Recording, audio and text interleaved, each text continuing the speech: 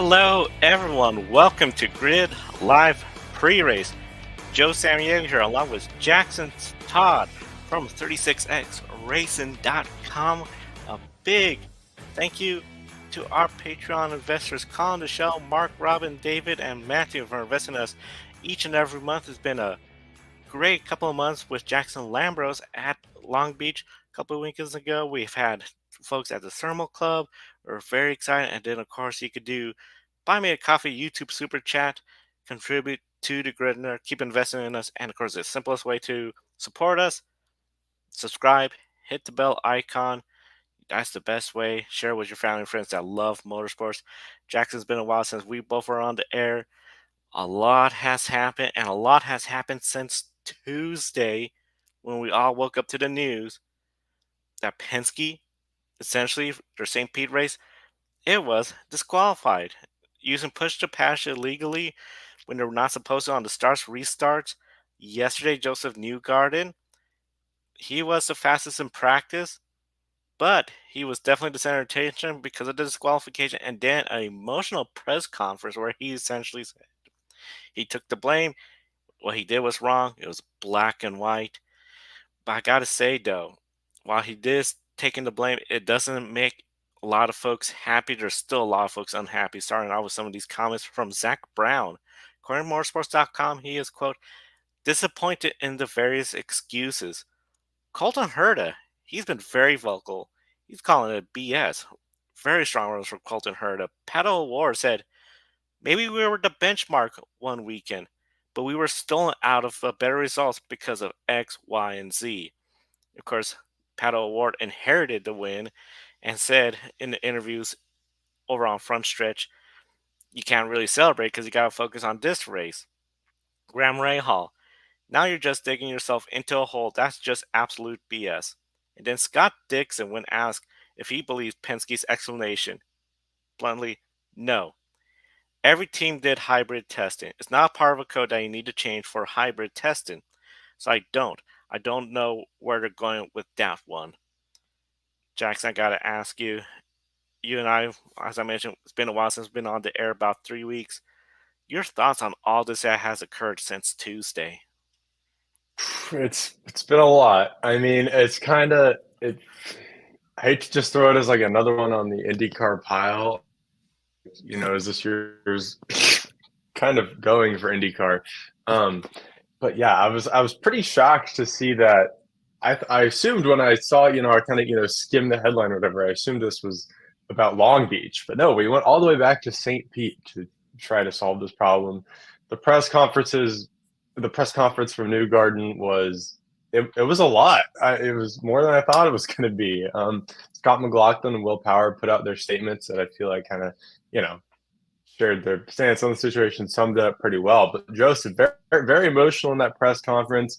He had that one, particular line that's kind of going around where he went along and said, you can call me all these things, but don't call me a liar. And I think it could be one of those things. I mean, I guess I believe that Joseph was not like consciously like, I am going to do this to. I mean, well, I don't know. Maybe he was doing it to get an advantage, but I think the quote that sticks out, from the list you just read there, Scott Dixon, who was like, everyone did hybrid testing, not everyone did this. This was a Penske thing, and I think, yeah, it's awkward. It's awkward. That's the first emotion or thought that comes to my mind. It's just like awkwardness around it.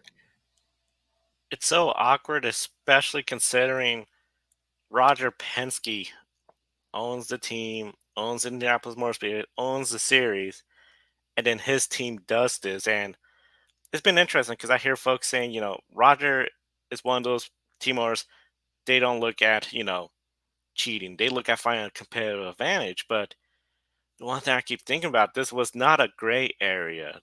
This was simply, you don't use push to pass on the starts restarts. Josef Newgarden, he used it. We all seen it. It's one of those deals where just a force of habit. I feel like Panel War best said it too. He's been here in the series for 5 years. He knows the rules. I just find it very baffling that this occurred. We're I think happy to say that, IndyCar is addressing it and assuring to everyone there is a fair playing field, because now I think there's a lot of folks concerned, like, was there really an advantage for Penske, and how far back does it go? We know Jenna Fryer has shared some videos. One of them, Scott McLaughlin's lap in Portland, a race weekend he won, looked almost unbeatable that weekend. Now folks are curious about that race. And overall, I'm just sort of, I know before it seemed like nobody was talking about IndyCar. Now everybody's talking about IndyCar. Even some of the folks that would probably be following NASCAR. NASCAR's in Dover, not exactly the most thrilling track for the media. They're all going to Alabama. They are all talking to the drivers, getting the scoop. I have to ask this follow up question to you, Jackson. We know in NASCAR, it's almost known that you're cheating, you're sort of trying, especially that gray rule. Well, this is no gray area. It's black and white. Josef Newgarden say, okay, he takes responsibility. So does Scott McLaughlin. In a way, does this hurt IndyCar more than anything? Because they're getting more media attention, but it's for the wrong reason? Or do you think it could sort of develop into, okay, we got this feud. Newgarden essentially might be the Denny Hamlin, the heel of IndyCar. Do you think it can almost help IndyCar start to gain some attention? I think, I guess I hate to go through the lens of like, if in the for the sake of like, law and order and following the rules, I hate to go down the path of like a good team or bad team for this to happen to, but Team Penske is not the team that you would have picked for this to go down with. I mean, you have your defending Indy 500 champion who is like your American marketing star for this series, all wrapped up in the Nashville stuff, 100 Days to Indies coming out. He's featured as the defending Indy 500 champion. And he's sitting there at this press conference talking about how they cheated at the season opening race. Oh, by the way, his owner owns the track of the Indy car track. He owns the series. And it's just, if you put this situation, if this was like, Ganassi, or I mean, I guess Andretti would be a little different because that's a whole situation right now. But if this was like Andretti or, Ray Hollerman Lanigan or even like McLaren that was doing this, then it's like actually a legitimately interesting story. It was like, oh, what, let's get into the drama. What was going on? But since it's Newgarden, it's Penske, it is I mean, it just makes it awkward, and it just throws another thing on the pile of like the doubts of like the Penske ownership of IndyCar, which like I wouldn't necessarily like put these things if this was happening, in a void of like if IndyCar if the stocks were going up and this was just like something that happened, then it might also still be like an interesting, legitimate, cool, interesting story for IndyCar. But since the way that this year has started for IndyCar as a conglomerate, as a business, as an industry, this is just throwing it on the pile. And I think that's what really makes it kind of more of a negative and unfortunate story. Yeah, I just don't see how, like you said, Joseph Newgarden is sort of the poster boy for Team Penske, American driver, very successful. I don't see how they could spin it as like, oh, he could be the heel of the series. It's like, no, you can't do that. He has, and they got the sponsorship level of Shell, which we know Shell is the official motor oil. PPG. They have all these sponsors that are so committed to IndyCar as a series, then Penske, and then you have teams who consolidate racing. No sponsorship really. I mean, you got new teams coming in. Prima. I'm really curious if this has altered their sort of, okay, we're coming to IndyCar. If you're coming to IndyCar, Penske, Ganassi, and Ray are going to be the top teams to beat. Is it now almost to the point where it's like, but will the playing field really be leveled, or will there be concerns of stuff like this? I know some folks have talked about the Indianapolis 500, how that went with the red flag and then the one lap shootout. I'm surprised that has not come up so much, including Marcus Ericsson, who said it was disappointing, thought it was a hacked account from the IndyCar when the news came out. It just really something else, and we know, of course, as we talked about, Roger Penske, IndyCar owner, team owner, Indianapolis Motor Speedway owner, biggest race, the 100 days of Indy on CW's. Does this really diminish people's trust in Rogers Penske's ability to lead the series and the team? I think, I mean, not, I don't think in the sense that in this particular incident. I think it's just like the series of incidents that we've been going through. Because I feel like my personal view on this is that like I still trust that like there's not there's not this conspiracy across through IndyCar to get Penske the best results. Like Chip Ganassi Racing would not be doing as well as they're doing if that was the action, if that was the big behind the scenes ploy. I think it's just the little things like the Indy 500. We're gonna really work really hard to make it under a green flag, and then oh gosh, that did hand Josef the win, sort of. And oh, we're gonna have a penalty that we're not gonna discover for a month and a half. And oh, by the way, it's for the same team of the guy that was the series. So I think it's just those things. It's just like everything gets compounded because the owner of the series is also competing. And it's not that I have like I guess it's not a distrust. I guess it's just disappointment in how this stuff goes through. Because I mean, if this penalty was discovered the week of, if the infringement was discovered on the week of St. Pete, then I think that changes all these dynamics as well. It's just the way that everything kind of works out, and then it just takes an extra. There's always an extra bullet point on the list for the fact that, oh, by the way, he also owns the series. Yeah, the fact that 45 days later this penalty comes out. Thermal Club, boy, I just feel like that event is sort of becoming more and more aging poorly because I think a lot of folks have been saying, well, if we had any event, especially a points paying event, this would have been issued earlier, assuming it was caught earlier rather than Long Beach, your next point race months later in April.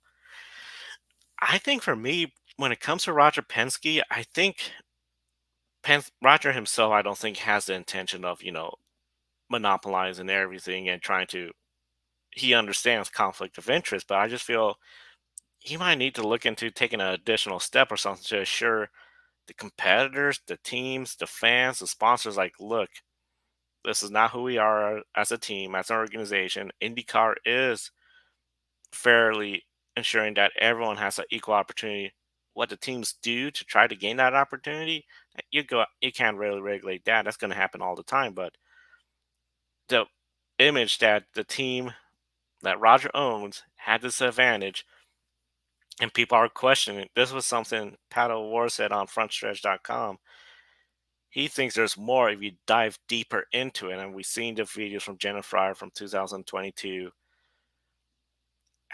Will that be a concern? Do you think that might be something, Jackson, where IndyCar is going to say, hey, we're going to look into what happened in 2022, 2023? And do you think that could be a concern of now they're really almost in a way changing the history books? Because we know F1, Moss is trying to do that. I think this is not a good route to go, and go back and start changing results from 2022 and maybe 2023. Yeah, I think changing the result from a month ago is already bad enough. I think you got to leave previous years behind. I think you got to pay, I guess, particular attention to it now. Although at this point, because it's become such a public show, that no one is going to attempt any sort of similar advantage. But yeah, I think going back more than this season feels like it may be a step too far. I mean, I don't. I mean, yeah, I think that would be a step too far. I think if it didn't get caught up in that moment. Although there were some quotes from people this week saying that they had seen this in the past and tried to raise concerns in the past, and those, I guess, got dismissed at the times. And maybe hopefully there's some files somewhere in some IndyCar drive with some documents on why it didn't end up becoming an issue. That, I mean, if there's none of that sitting around, then I guess maybe it is a concern and reason to go back. But I think changing results from previous seasons is really a no go for me. Yeah, I don't like that idea either.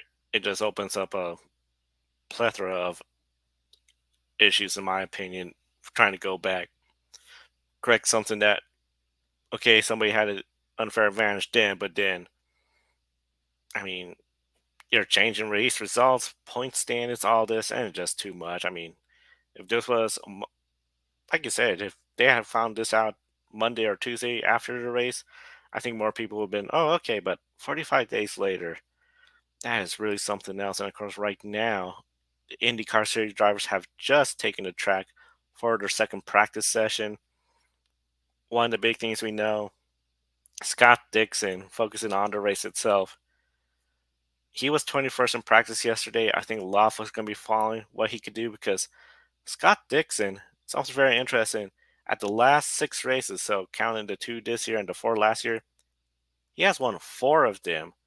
And Chip Ganassi has won five out of the last six races. The only team that's not Chip Ganassi racing to win a race, Paddle Award. And of course, that was at St. Pete where he crossed the finish line second. And Josef Newgarden got disqualified. So I got to ask, does this assert Chip Ganassi Racing as sort of the best team could go out there and beat, considering now it's like Penske hasn't won since Joseph Newgarden in Iowa? Yeah, I mean, that's kind of where it seems like kind of Ganassi's in the A tier, Penske is in the A tier if you're running on an oval, but then you kind of drop down to the B tier, and that's where you find Andretti. That's where you find McLaren. That's where you find Penske on non ovals. I think. So yeah, I'd say that does if there's any question, that does pretty solidly certify Chip Ganassi Racing as the top team in IndyCar right now. Yeah, Chip Ganassi Racing, Scott Dixon, Alex Palou, they both look so hard to beat, especially on the road courses. Really, I mean, we talk about IndyCar a lot as one of the most competitive series, but it just seems Chip Ganassi has quietly been building up to his dominant phase. And when you look at Penske, just very interesting. So, of course, we know Joseph Newgarden won the Iowa weekend, Indianapolis. But then the last time we had a Penske driver win a road course, Scott McLaughlin, April 30th, 2023, right here at Alabama. Will Power was winless last year. I'm starting to wonder, with all the news that had occurred with Penske, Scott McLaughlin's issued a statement. I can't imagine he's thrilled. Joseph Newgarden, Will Power. Do you think we might start seeing a little bit of a change in attitude, and particularly like, okay, Penske from Team Penske to essentially, okay, now a team where Scott McLaughlin might want to consider another team out there, or Joseph Newgarden, he's in a contract. Do you think this could potentially start shifting a little bit more to where we might see some changes compared to if we didn't have this penalty and they still had a win and a podium? So everything would be fine. Yeah, I think this being the kind of the Joseph contract year, that's also kind of a theme around this all. And that, like, if he doesn't, he seems to have really enjoyed this time with Team Penske. It seems to, that's his. No matter what happens next, like Team Penske, that was. I mean, I guess I don't know. I have to sit here and do some math and count the years, but Team Penske is like his career team. And in the same way that, Joe Gibbs Racing is Kyle Busch's career team, like Penske is Newgarden's Penske for, this prime of his career and this, modern era of Team Penske. But if Joseph is getting caught up kind of in this unnecessary drama of Team Penske, or Penske owns the series, Penske owns this race team, if he doesn't want to be a part of that, that's going to be a factor in these contract negotiations that he, goes through. And it's. I just finished the Racing with Rich Energy book by Elizabeth Blackstock and Lawrence King, and one of the things they talked about, the Haas team when they were going through the Rich Energy stuff. It doesn't technically impact your day-to-day operations, the drama outside your team operations, but it does, because that's all you're getting asked about. It does kind of start to pile up a little bit, and I could see a scenario where Newgarden, if Penske's kind of slipping in the performance department, he doesn't like being associated with that kind of drama around there. that's maybe a plus point for someone else when it comes to contract talks. Yeah, it's going to be really interesting to see what happens right now. In practice, Felix Rosenqvist the fastest, Santino Ferrucci second, Theo Pourchaire, but just about everyone has done one lap. The highest rated Penske driver, Will Power, in fourth place. Josef Newgarden, right now, he is 24th, but he has not set a lap time yet. So far, 19 drivers have. Kyle Kirkwood, Alex Palou have not, along with Marcus Armstrong.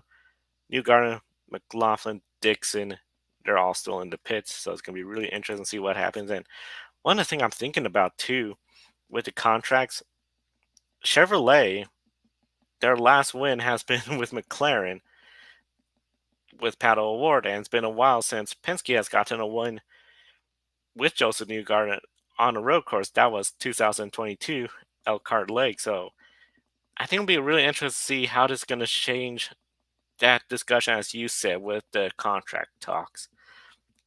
If McLaren could put together a deal and say, look, we could win. You don't have to worry about us doing anything like what happened with the push to pass scandal at St. Pete. We got the sponsorship levels. We have competitive cars. That could be a really good deal. And then Chevrolet's still there too, so he continues his relationship with Chevy. So it's going to be really interesting to see what all happens. And of course, we'll be following that right here on the Grid Network. Now, speaking about Chevrolet's, Jackson, NASCAR Cup Series, they're at Dover, and I think a lot of folks are going to be picking a Chevrolet, particularly Hendrick Motorsports, to get the win. But we got to say, Joe Gibbs Racing, they have won there. In fact, since 2020, the only non-Joe Gibbs Racing Hendrick Motorsports driver to win there, Kevin Harvick in the second race in 2020. So is it back to reality after Talladega, where it looked like McDowell, Keselowski, we had so many drivers that could win? Back to reality, we're now looking at a Hendrick Motorsports Joe Gibbs victory lane celebration. Yeah, welcome back to the 2010s, I guess. If you're not picking a JGR or HMS car, you might not be picking a good winner. That's kind of how it looks in 2024. I mean, in terms of other team that looks good, I mean 2311 has had a really good year. They're the Toyota ship is on the rise. Kind of coming into this season. I mean, before this little hiatus I took here, I was talking about Chevy still has their 2023 car, 2023 car, and Ford and Toyota are switching. And Ford mess. Toyota has it all figured out. They're winning races. They're putting up really good points days even if they're not winning races. And it's yeah. I mean, any other team looking good? No. I mean, I think to just be like no, but HMS JGR, name of the game right now. Yeah, it's going to be really interesting. And of course, qualifying going on right now. Christopher Bell had a wreck in qualifying, so he believes he may have run over something, damage to the rear end. Right now, Denny Hamlin is second, William Byron the leader, but of course, qualifying is still very early on at Dover. And one of the things I have to agree with, it seems like this is just going to be back to the 2010s. Joe Gibbs Racing, Hendrick Motorsports. At that level, Ford sometimes, Carl Edwards, if he could do something, but it was really one of those deals where it was just not a lot happening. I'm sort of surprised considering we're still with this new generation of car, where the first year the parity was just off the hook. Just everybody seemed to have a chance of winning. Now it really does feel like, okay, if you're in a Toyota organization, you have the support from Joe Gibbs Racing, you got a shot to win. I know it didn't work out well at Talladega. Eric Jones, of course, he's out this race weekend, so it doesn't look like that organization, Legacy Motor Club, is going to get a win, but we'll talk about Jimmy later on. You look at Chevrolets, it's all Hendrick Motorsports, but there's no other real Chevrolet in the top 16. Kyle Busch, 17th, winless. You said Toyota has everything just about perfect where their organizations are winning. Do you think maybe Chevrolet needs to reconvene the Chevrolet teams? Because We know Suarez got a win, but that was at Atlanta. It's almost like winning at Talladega or Daytona. So Chevrolet start to reconvene all the teams like, hey, let's try to get more drivers so we could have more drivers locked in the playoffs with wins rather than points. I mean, I think the Chevy situation is interesting. I mean, Legacy Motor Club kind of jumped off the Chevy ship because they didn't feel like they were getting what they deserved really, and I think the next team kind of in that same line of thought would be Richard Childress Racing. I mean, Kyle Busch in particular is he's not hidden his displeasure with their performance. I think you have to think about Kyle Busch's teammate. I know we talked about that last time I was here. Um, but yeah, it is interesting. I mean, we sit here and we're like, okay, Chevy and Toyota are fine, but the Chevy that's fine is Hendrick. That's what's good. Trackhouse, obviously, Suarez got the win in Atlanta, and Chastain's not neither Chastain nor Suarez are having a bad year, but they're not getting the wins. This is not Trackhouse 2022. That's the longer we get away from that, the more that's looking like an outlier, kind of remarkable season for Ross Chastain, unless they can wrap it back up at some point here in the next few weeks. And I mean, like Dover, Ross Chastain, he's gotten to top 5 in both next gen Dover races, so maybe Ross Chastain could pull one out this week. But yeah, I'm not sure. I mean, I don't know, just Chevy in their eyes, maybe they don't think they have a problem. They've won all these races. It's working for them. That could be Chevrolet's attitude. Hey, we got all these wins. We got 3 drivers locked in the playoffs with wins. You got the 4th one with Suarez. But overall, I mean, we've seen how if for some reason that Mustang comes in and they start getting wins, Alex Bowman needs to get a win if that playoff grid has so many different winners. I feel Alex Bowman's the one driver that he could win, but he is still that 4th place Hendrick's car. RCR, I think the next time they're gonna potentially win is at a track where Kyle Busch is really, really good at, or Daytona, but I just don't have a whole lot of faith in that organization as well. And I'm almost surprised that Rich Childress for such a long time has been so loyal to Chevrolet, and it just seems like you might have. Last year was a great year for you guys. It's not looking good. Start asking, okay, what else do we need to do? We know there's people that talk about, oh, replace the driver to the number 3 car. You've been through so many crew chiefs. Is that really going to do it? Because Kyle Busch is winless right now. It's really just fascinating to see what's going on. Now, Ford, they're still winless in all 3 national series, which is amazing. I think the last time we were on the air, we talked about, okay, don't need to hit the panic button yet. But now it's like, okay, they're still winless. The last time a Ford driver won here at Dover and it was not Kevin Harvick, we're talking Matt Kenseth in 2011. So long ago. There is apparently some hope. Blaney was the fastest in practice, that number 12. So, for their winless streak, do you think it's going to end at Dover, or will Kansas be the better opportunity for the Ford teams? I guess if I have to pick between the two, I would say Dover is better, but I think that's a little bit of a stretch. I mean, 2311, particularly Toyota as a whole, has been owning Kansas the last few years. Um, I think, really, what a spot they put themselves in. I guess I don't know. I don't want to say it like that. Ford's in a tough spot.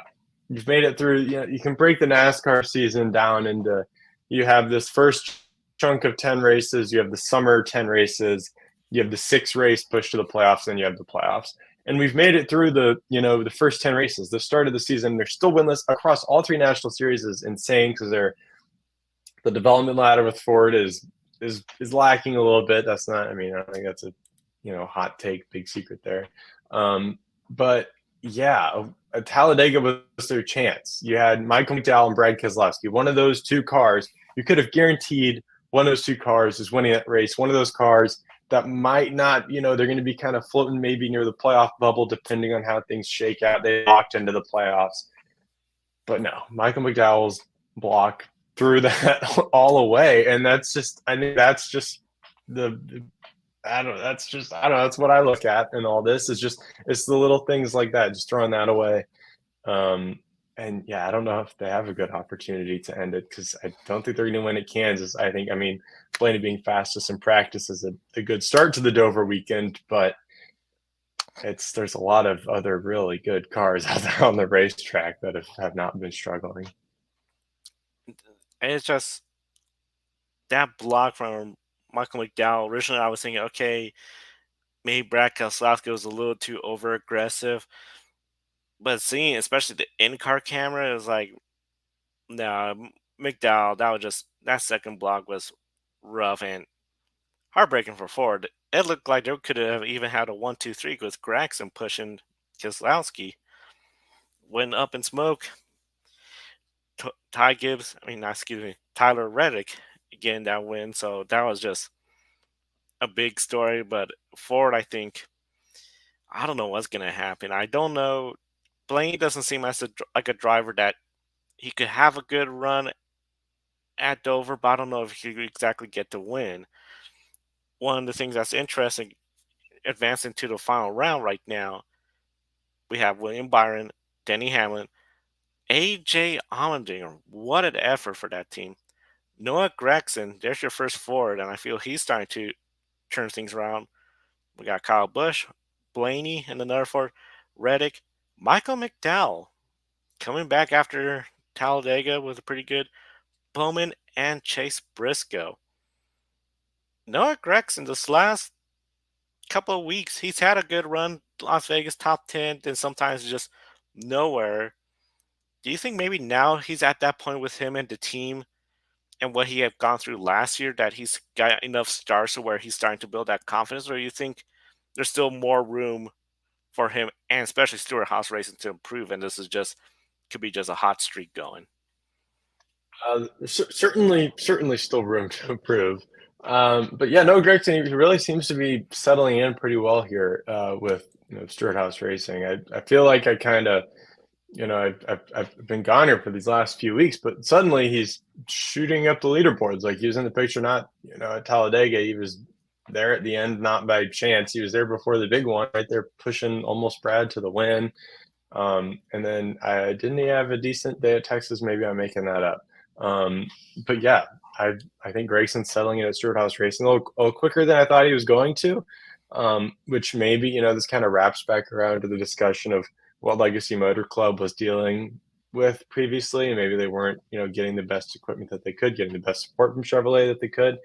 Now that Gregson it's interesting situation. We were really dunking on them kind of coming into this season, but Briscoe, Gregson right here, hanging on pretty good. Yeah, I know it's Stewart Haas. It was easy where I felt like, okay, a lot of folks after last year not happy, but looking at Noah Gragson, you look at his top 10 finishes. Daytona ninth place, but a lot of folks I think anticipate, well, that's a crazy plate race. Talladega third place, but then Las Vegas another top 10 finish. But then outside of the top 10, 12th place in Phoenix, we know that's a pretty good race. He got some good finishes. Richmond 12th place, 18th in Texas. It's just the 34th at Bristol, Austin, and then Atlanta 36. I do gotta agree with you. I think he is selling himself a little bit more with Stewart Haas Racing, and then of course Legacy, once they announced, hey, we're switching to Toyota, I think Chevrolet is just like, okay, you're cut off on everything. That rookie season really went disastrous for him. But overall, it's going to be really interesting to see how he could continue doing. Right now, Fords, they got 5 Fords in the top 16, but only 1 in the top 10. Of course, that's Ryan Blaney. Chevrolet has all 4 Hendrick Motorsports in the top 16. Ross Chastain, the other Chevy, and then Toyota, 2311, Joe Gibbs Racing. Qualifying, as I mentioned, is underway right now. Seeing from what we're seeing so far, especially the drivers that advanced to the second round, the final round, any surprises or drivers do you think could be potential favorites based on what we're seeing so far qualifying, which is still underway?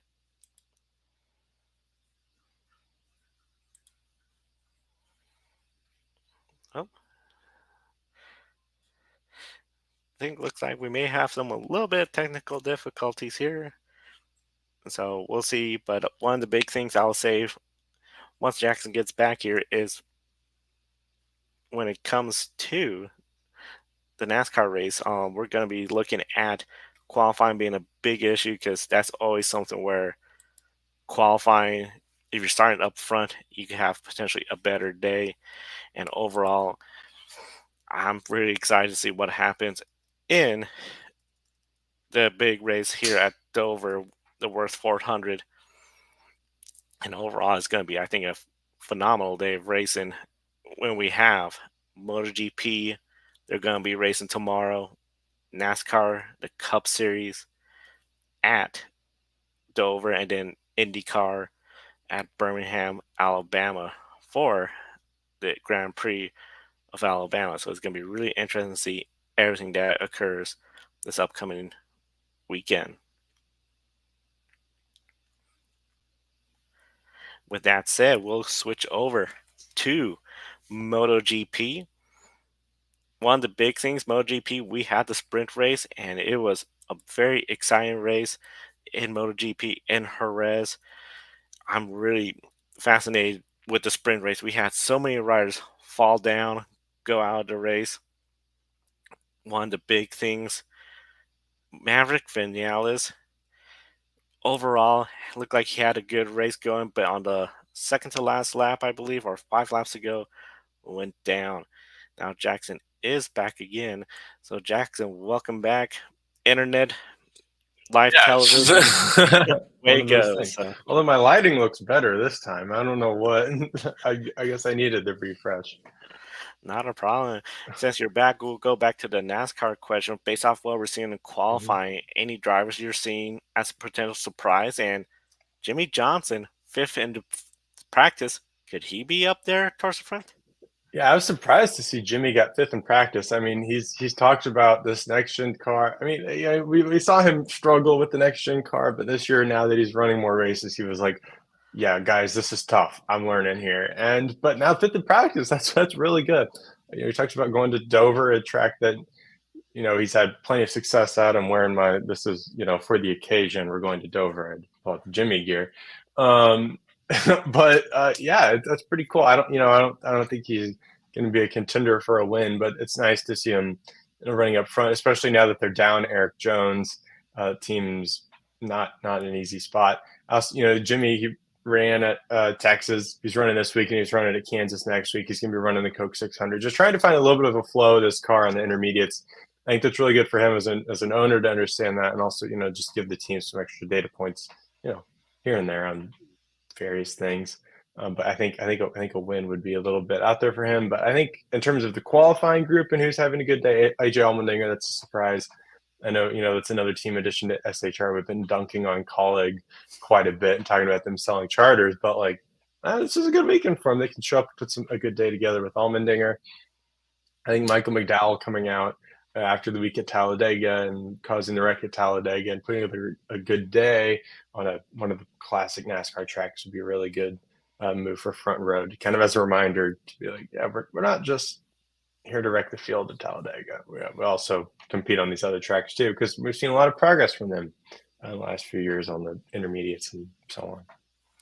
A lot of progress, and they also have that alliance with Penske. I know we talked a lot about Penske today, but that's always a good thing when you can have such an alliance with them. Of course, NASCAR tomorrow. MotoGP, we had a thriller of a race today, and we still got more tomorrow, Jackson. Yeah, so I don't know how far you got while I was gone, but did you talk? Did you get a chance to talk about the sprint race? I just mentioned about Maverick Vinales, but I'll essentially share my initial thoughts on that sprint race because I was talking about Maverick Vinales. He was up there for the podium, goes out. This gave Fabio Quartararo a podium position, and he started 23rd. This is unheard of in MotoGP, especially as competitive as now. We have Mark Marquez. He got the pole. He was leading. He crashed out. He managed to get up, finish, but boy, what a big mistake for him. And Jorge Martin, now he has a points lead where He could finish dead last tomorrow, but guess what? He is still your points leader. He is pulling away. We saw Franco Morbidelli had a good run, so maybe he's finally starting to get things up to level with Jorge Martin, his teammate. And Pecco Bagnaia crashed out. This is looking like the Pecco Bagnaia from 2 or 3 years ago, not the championship dominating Pecco Bagnaia. I'm surprised with how he is performing this year, not at the level he needs to be. So the sprint race, very chaotic, very exciting. It's going to be really interesting to see what happens tomorrow. Yeah, so Marquez is on pole today and tomorrow. There's 25 riders in the race. We've been coming to areas for years. Does this feel like the most unpredictable MotoGP weekend at this track? It sure sounds like it based on the sprint. It is. I really thought this was just going to be pretty straightforward. Ducati up front, and I thought it would be Pecco Bagnaia, Jorge Martin. The KTM's are looking fast. Pedro Acosta, second place. That rookie rider, under 21 years old, he is just impressing everybody on a bike that's 1 year old. Maverick Vinales, if he did not crash out, he would be on the podium. What is going to happen with that Yamaha with Fabio Quartararo? Can he bring himself to a podium? Mark Marquez, could he just not crash and get a podium, potentially a win in that Ducati? This feels like one of the most unpredictable Spanish Grand Prix at Jerez in quite some time, and we're coming off a very dramatic race at Circus of the Americas, where so many people are calling it the best race of the year. Now, the timing of Liberty Media, the owners of Formula One, buying MotoGP, and these two race weekends, if they could get their marketing together, which I know we talk about marketing for another series that could get it together, which Penske's part of, I think MotoGP could really start getting a lot more viewers worldwide, and especially in the United States. These races are like 40 minutes long, so they're action packed. If they could continue this kind of momentum, this kind of competition, we're not talking about MotoGP of last year and 2 years ago, where it was the all Ducati show and was being dominated. This is going to be setting up for an exciting season-long battle, and I think Liberty has to be smiling ear to ear on their newest investment. Rumor is there's going to be a new MotoGP logo coming, and it's like, well, we know they did that with the F1. Now we all recognize that F1 logo, that theme music. I think they got a good on-track product. This race weekend, I think, will just demonstrate that further. All right. Now we head over to Formula E, which is in Monaco, a few weeks before Formula One heads there. Mitch Evans earned his first win of 2024 in the Monaco E-Prix. Jaguar, Mitch Evans, had a 1-2 finish and great teamwork between the two drivers. This season, they are the first team to have both drivers win an E-Prix. Did this race live up to the hype of previous years, Joe? I think it did live up to the hype, especially you're watching the battles for midfield. We saw one time almost four wide.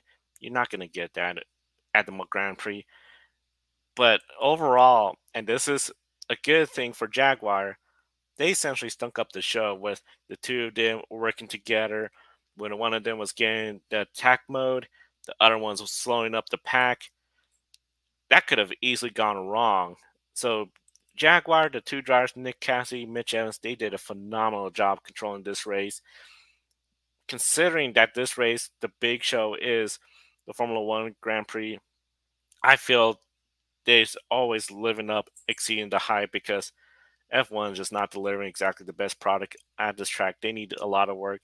For Formula E, here we are, another race winner, another race done that people are pretty excited about. If you're not a Jaguar fan, you might say, well, they stunk up the show, but overall, you saw all the battles. We had a safety car, which is almost a tradition of Monaco. I think overall checks the boxes for a good race. Good stuff. Plenty of action, passing even 3 wide at Monaco. Not necessarily going to happen in Formula One. So we'll take a deep dive into the point standings tomorrow on Formula E on the Grid Encore show. The one question before pick a winner, Joe, is the Wheel of Destiny returning for Formula E. I might need a definition on Wheel of Destiny here. So the Wheel of Destiny is one of those deals where so many different winners. We created a wheel where people for pick a winner could spin it if they want to and pick their winner. I think Mm, considering we've only had one repeat winner, we're gonna have Berlin, Shanghai, Portland, London. They're all double headers. I think this Wheel of Destiny is gonna be back for Berlin, so it's gonna be really exciting for everyone, especially to use that in pick a winner. all right. That being said, let's make our jump to pick a winner for this week. Up at the top of the leaderboard, Ben and Matt are combined or have a tie for tie at 15 points for the lead. Ben tied Matt as picking the winner correctly. Kobe is climbing. He is the undefeated pick a winner champion, currently in third. I find myself down in 12th. So this weekend, let's start with making some MotoGP, Spanish GP picks. I guess I'll go. I think I need to let myself go first here. I'm gonna pick Marc Marquez as my MotoGP pick.